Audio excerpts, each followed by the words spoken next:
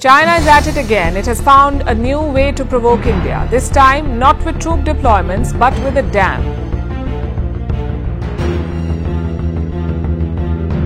China ለመገንባት የወሰነችው ግዙፉና አስፈሪው ግድብ ህንድና ባንግላዴሽን ስጋት ላይ የጣለው ፕሮጀክት በቀራንዮ ላይ ታየ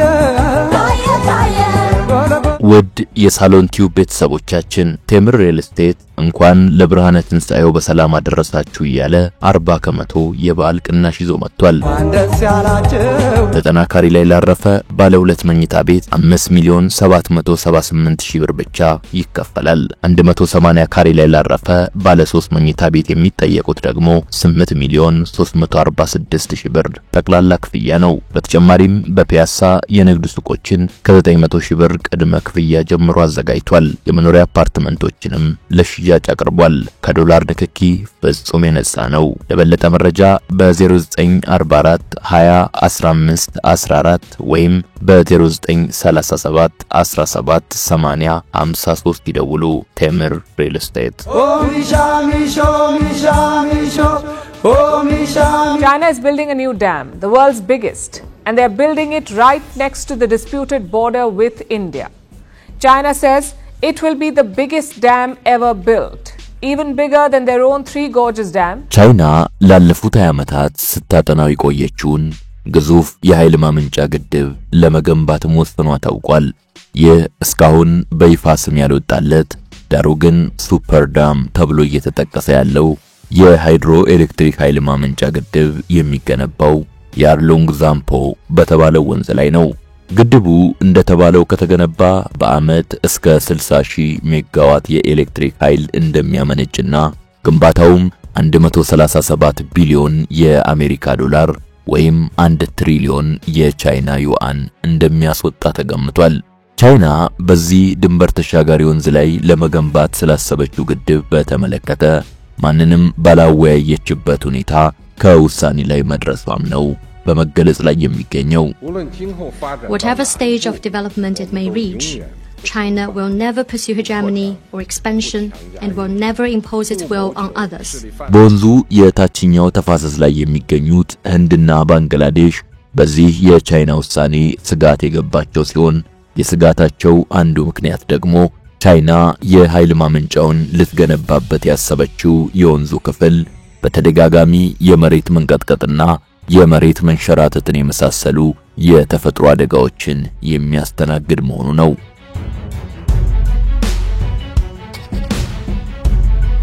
በህንድና ባንግላዴሽ የሚኖሩ የብዙ ሚሊዮኖች ህይወት ከወንዙ የሚገኘውን ውሃ በመጠቀም በሚካሄዱ የግብርናና የአሳ ምርት እንቅስቃሴዎች ላይ የተመሰረተ ከመሆኑ አንፃር እስከዛሬ ያገኙት የነበረውን ለማፈርና ውሃ በከፍተኛ መጠን እንዲቀንስ ከማድረጉ በተጨማሪ ቻይና ግድቡን እንደ ጦር መሳሪያ አድርጋ ልትጠቀም ትችላለች የሚለው ሌላኛው የስጋቱ ምክንያት ነው።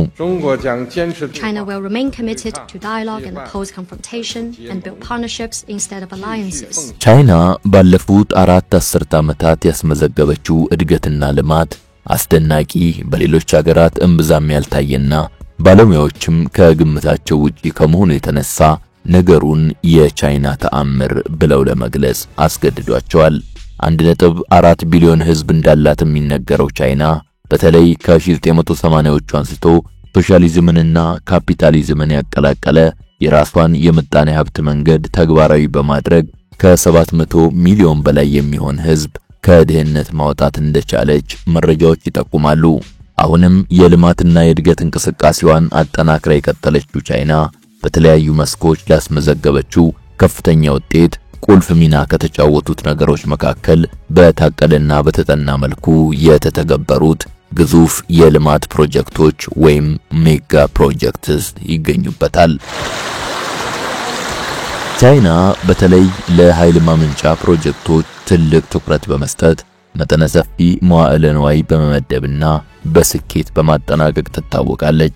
በርግጥ በዋነኝነት በኢንዱስትሪ ላይ የተመሰረተው የቻይና ኢኮኖሚ ያለ ኃይል ማመንጫዎች ህልውና ሊኖረው አይችልምና አገሪቱ ሁሌም ለዚህ ዘርፍ ተገቢውን ትኩረት መስጠቷ አያስደንቅም። ቻይና የድንጋይ ከሰልና የሃይድሮ ኤሌክትሪክን በዋነኛ የኃይል ምንጭነት የምትጠቀም ሲሆን ከነዳጅ፣ ከፀሐይ ኃይል፣ ከንፋስና ከሌሎችም ምንጮች የሚገኝ ኃይልንም ትጠቀማለች። በዓለም ላይ ለኃይል ማመንጫ ለግብርናና ለሌሎች ዓላማዎች ግድቦችን በመገንባት ቻይናን የሚያህል ሀገር የሌለ ሲሆን ከ1950ዎቹ አንስቶ ከ15 ሜትር በላይ የሆኑ ከ20 ሺህ በላይ ግድቦች እንደተገነቡም መረጃዎች ያሳያሉ። ቻይና በሃይድሮ ኤሌክትሪክ የማመንጨት እምቅ አቅሟ ከዓለም የአንደኝነቱን ደረጃ የምትይዝም ሲሆን ይህንን እምቅ አቅሟን አውጥታ በመጠቀምም እንዲሁ የሚስተካከላት የለም። ሆኖም እስካሁን ከተገነቡት ውስጥ ስሪ ጎርጅስ የሚባለውን የሃይድሮ ኤሌክትሪክ ኃይል ማመንጫ ያህል ጉልህ ለውጥን የፈጠረ እንደሌለ መረጃዎች ይጠቁማሉ።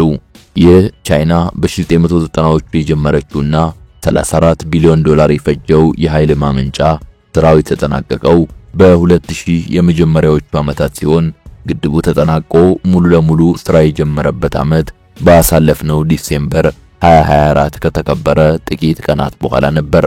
ቻይና አዲሱን የኃይል ማመንጫ ግድብ የመስራት ሐሳቧን ይፋ ያደረገችውም በዚያው አጋጣሚ ነበር።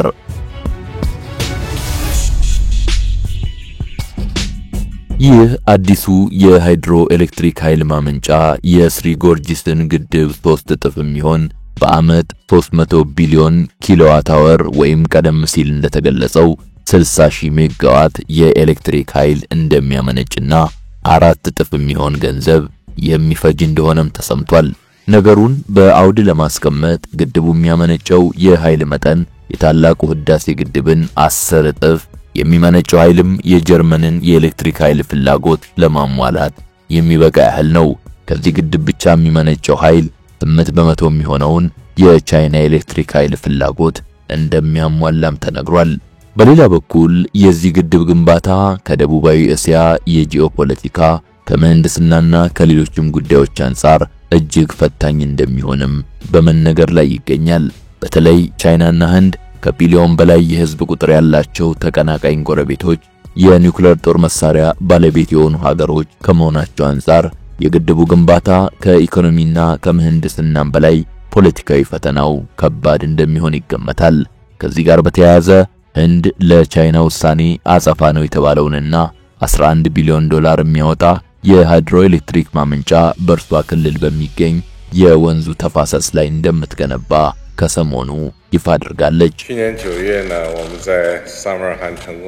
ለመግቢያነት ይህን ያህል ካልናችሁ ዘንዳ በዛሬው የሳሎን ቲዩብ ጥንቅራችን ቻይና በቅርቡ እንደምትገነባው በገለጸችው ግድብ ዙሪያ የሚያጠነጥን ይሆናል። ጸሐፊው ታምራት መቻል ነው። አብራችሁን ቆዩ። በቅድሚያ ስለ ወንዙና ስለ ግድቡ አንዳንድ አጠቃላይ መረጃዎችን እንመልከት። ይህ በቻይናውያን ዘንድ ያሎንግ ዛምፖ ተብሎ የሚጠራው ወንዝ መገኛው በቻይና የቲቤት ክልል ውስጥ ነው። ህንድ ውስጥ ብራህማፑትራ፣ ባንግላዴሽ ውስጥ ደግሞ ጃሞንግ ተብሎ ይጠራል። ወንዙ ረጅሙንና 1600 ኪሎ ሜትር የሚጠጋውን ጉዞውን በቻይና ክልል ውስጥ ካደረገ በኋላ በግሬት ቤንድ ተብሎ በሚጠራው ስፍራ ሙሉ ጥፋት በመስራትና አቅጣጫውንም በመቀየር ህንድና ባንግላዴሽን አቋርጦ በመጨረሻም ቤይ ኦፍ ቤንጋል ተብሎ በሚጠራው ስፍራ ጉዞ ያበቃል። ይህ ወንዝ በተራሮችና ገደላ ገደሎች የተሞላውን የሂማላያ አካባቢ የሚያቋርጥ እንደመሆኑና አካባቢው ካለው የጂኦግራፊያዊ አቀማመጥ አንጻር እስካሁን ለውሃ ላይ ተጓዦች አስቸጋሪ መሆኑና በውስጡ ስላሉት ገጽታዎችም በቂ መረጃዎችን ማግኘት የተቻለው በቅርብ ጊዜ እንደሆነ ይነገራል። የወንዙ የላይኛውና የታችኛው ተፋሰስ አካባቢዎች ከባህር ጠለል በላይ ያላቸው ከፍታ እጅግ የተለያየ በመሆኑ ምክንያት እንደ ሁለት የተለያዩ ወንዞች ተደርጎ እንዲታሰብ አድርጎት የነበረ መሆኑም ለዚህ አስረጅ ነው።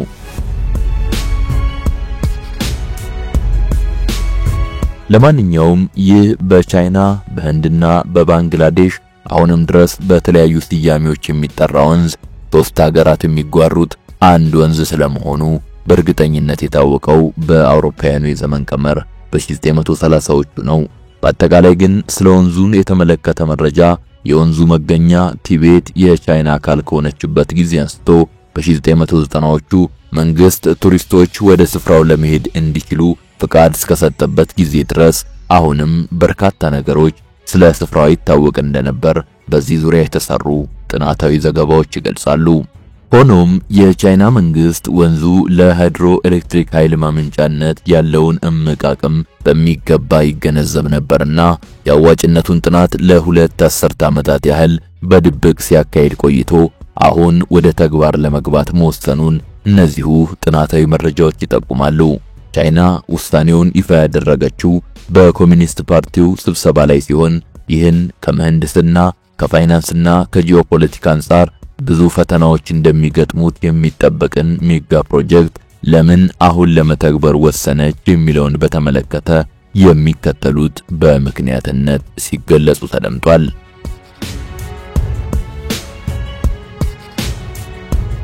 አንዱና ዋነኛው ምክንያት ከቻይና የካርበን ልቀት እቅድ ጋር የተያያዘ ነው።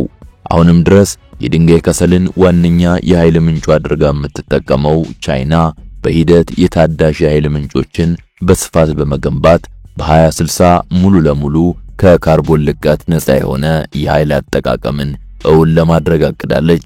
ሆኖም ለዚህ እቅዷ ባልተናነሰ መልኩ ሀገሪቱ ያላት ከፍተኛ የኃይል ፍላጎት ግድቡን ለመገንባት እንድትወስን እንዳደረጋት መገመት አይከብድም። በአሁኑ ወቅት የዓለም የማምረቻው ዘርፍ ወይም የኢንዱስትሪው ዘርፍ ልዕለ ኃያል ሆናለች የምትባለው ቻይና የዓለምን 1/3 የኢንዱስትሪ ምርት የምታቀርብ ከ1.4 ቢሊዮን በላይ ሕዝብ ያላት በባለሙያዎች ተጨባጭና ትክክለኛ የሀብት መጠን ማሳያ ነው በሚባለው የፐርቼዚንግ ፓወር ፓርቲ መለኪያ በሀብት መጠኗ ከዓለም አንደኛ መሆን የቻለች ከመሆኑ አንፃር ግድቡን የመገንባት ፍላጎቷ አሁን ላይ ገፍቶ ለመውጣቱ ሌላኛው ዋነኛ ምክንያት ነው። ቀጥለን ደግሞ ግድቡ ከምህንድስናና ከአካባቢው ጂኦፖለቲካ አንፃር ፈተናዎቹ ምን እንደሆኑና አስፈሪ ተብሎ የመገለጹ ምክንያትም ምን እንደሆነ በዚህ ዙሪያ የተሰሩ ጥናታዊ መረጃዎችን መሰረት በማድረግ በመጠኑ እንመልከት። ቻይና በግንባታው ዘርፍ ያላት የምህንድስና ዕውቀት ክህሎትና ልምድ የላቀ እንደሆነ ይታወቃል። አንዳንድ በዚህ ግድብ ዙሪያ አስተያየቶቻቸውን የሰጡ ባለሙያዎች ቻይና ይህን ነገር ለጥጣው ሁሉንም ነገር ከምህንድስና አንፃር ብቻ በማየት የሚሰሩት ስራዎች በአካባቢ በአየር ንብረት በስነ ህይወታዊና ሌሎችም ነገሮች ላይ የሚደርሰውን ጉዳት ችላ እስከ ማለት አድርሷታል። ትኩረቷንም ከዓለም ትልቁ፣ ከዓለም ረጅሙ፣ ከዓለም ሰፊው፣ ከዓለም ውዱ የሚባሉ ፕሮጀክቶችን በመገንባት ከፕሮጀክቶቹ የሚገኘውን ተግባራዊ ጥቅም ብቻ ሳይሆን የዲፕሎማሲ ወይም የፕሮፓጋንዳ መሳሪያ አድርገዋለች ይላሉ።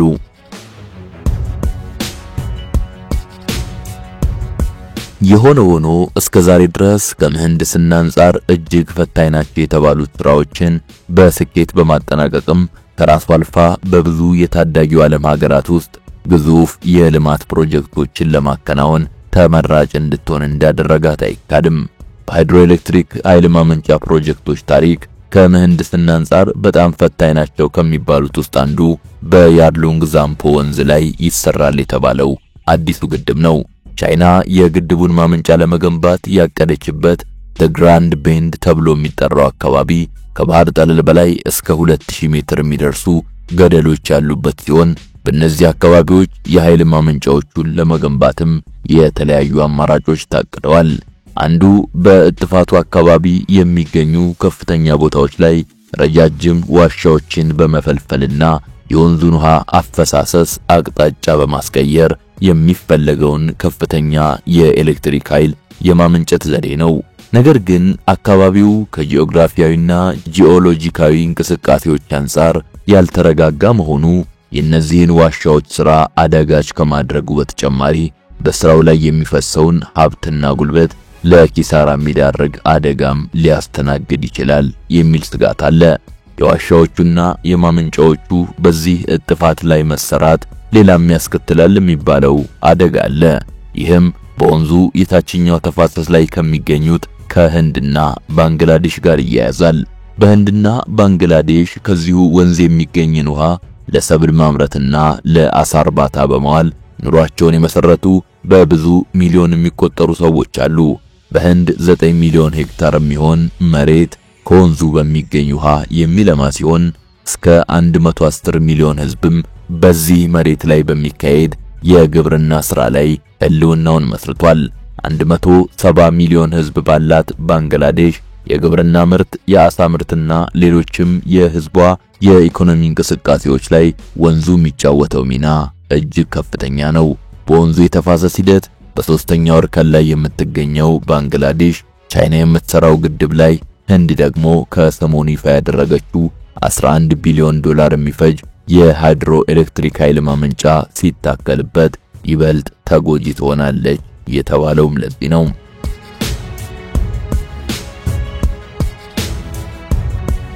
ለመሆኑ በህንድም ሆነ በባንግላዴሽ የግብርናና የአሳ ምርት ስራዎች ተጎጂ የሚሆኑት እንዴት ነው ለሚለው ጥያቄ አንዱ መልስ ሁለቱ ሀገሮች 50 በመቶ የሚሆነውን ያፈርና ሌሎች ንጥረ ነገሮች የሚያገኙት ግራንድ ቤንድ ከሚባለው የማመንጫው ሞተሮች የሚገነቡበት ስፍራ ሲሆን የነዚህ በስፍራው መኖር ደግሞ ቀደም ሲል የተጠቀሰውን ያህል መጠን ያለው ንጥረ ነገር ወደ እነርሱ እንዳይደርስ ያግዳል የሚል ነው።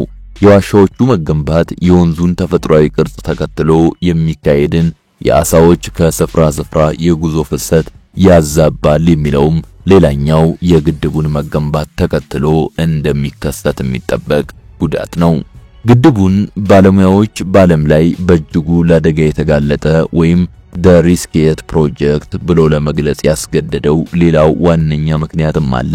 ይኸውም የኃይል ማመንጫዎቹ የሚገነቡበት ስፍራና በተወሰኑ ኪሎ ሜትሮች ርቀት የሚገኙ አካባቢዎች በዓለም ላይ በከፍተኛ ሁኔታ ለመሬት መንቀጥቀጥና ለመሬት መንሸራተት አይነት አደጋዎች የተጋለጠ መሆኑ ነው።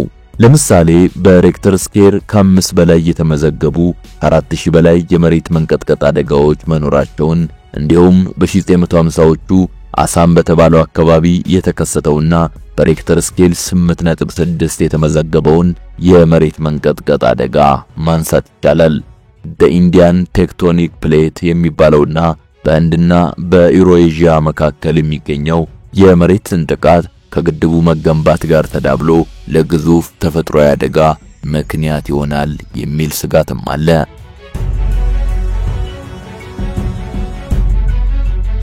ሌላው የህንድና ባንግላዴሽ ስጋት የደቡባዊ እስያ አካባቢ ከአየር ንብረት ለውጥ ጋር ተያይዞ ከሆኑ ዓመታት በኋላ ይገጥመዋል ተብሎ የሚገመተውን የውሃ እጥረት ታሳቢ በማድረግ ግድቡን ስልታዊ መደራደሪያ አድርጋ በመጠቀም ጂኦፖለቲካዊ ተጽዕኖ ታሳድርብናለች የሚለው ሌላኛው ትልቁ የሁለቱ ሀገራት ስጋት መሆኑ ነው።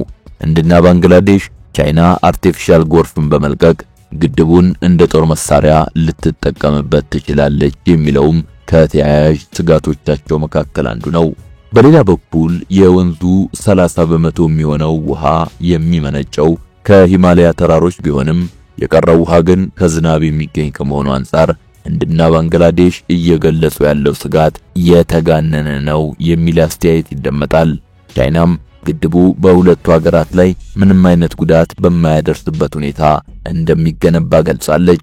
ሆኖም ቀደም ሲል ያካሄደቻቸው የኃይል ማመንጫ ግንባታዎች ካደረሱት አሉታዊ ተጽዕኖና ይሄኛውም ግድብ ደግሞ ካለው ግዝፈትና የሚሰራበት አካባቢ ካሉት የተለዩ ገጽታዎች አንፃር ህንድና ባንግላዴሽ ይህን የቻይናን መግለጫ ለማመን ከብዷቸዋል ይላሉ መረጃዎች።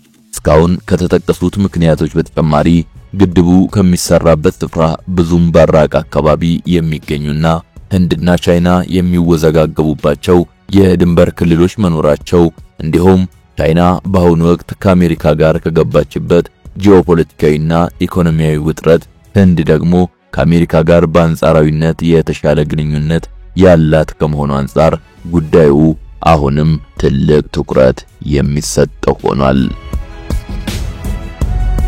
አበቃን።